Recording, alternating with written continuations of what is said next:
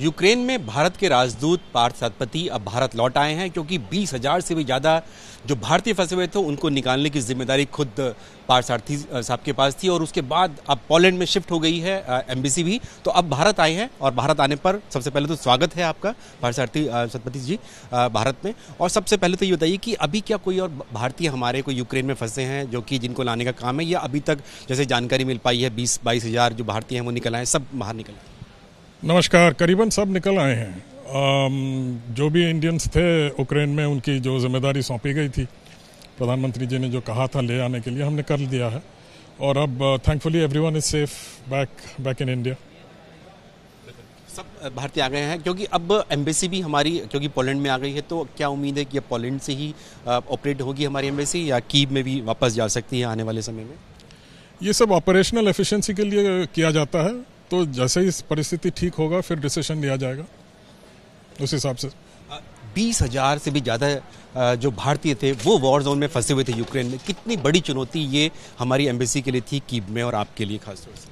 चुनौती तो बड़ी थी, क्योंकि जाने खतरे में थे और जान हिंदुस्तानी स्टूडेंट्स के थे, तो और ऑपरेशन बड़ा जटिल था, क्योंकि वॉर जोन में हो रहा था, कॉम्बैट हो रहा था और काफ़ी लोकेशंस में हो रहे थे, और 22,000 से ज़्यादा बच्चों को बचाना बड़ा कठिन जिम्मेदारी था। उसके ऊपर इंफ्रास्ट्रक्चर वगैरह जो नॉर्मली मिल जाता है वो नहीं मिल पा रहा था, क्योंकि वॉर चल रही थी, तो इसलिए चैलेंजेस काफ़ी थे।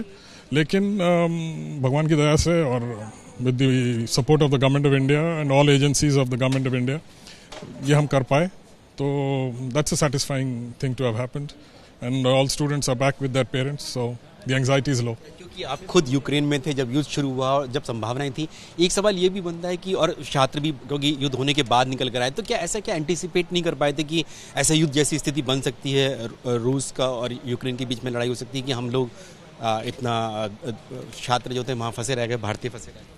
मीडिया तो आप पढ़ ही रहे थे, एडवाइजरीज हमारी निकल रही थी, लेकिन अब बच्चों ने अपने आप जो डिसीजन लिया, उनके एकेडमिक करियर और उनकी जो स्टडी चल रही थी उसके बेसिस पे लिया है।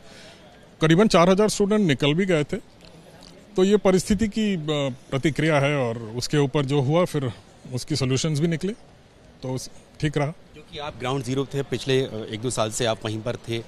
किस तरह से देखते हैं जो युद्ध दोनों देशों के बीच में, यूक्रेन और रशिया के बीच में हो रहा है, आने वाले समय में किस तरह की परिस्थितियाँ बन सकती हैं? कुछ बता पाएंगे हम लोगों को आप? नहीं, इसकी तो मैं तो इवैक्यूएशन एफर्ट्स में था, तो उसकी सक्सेस हुई है।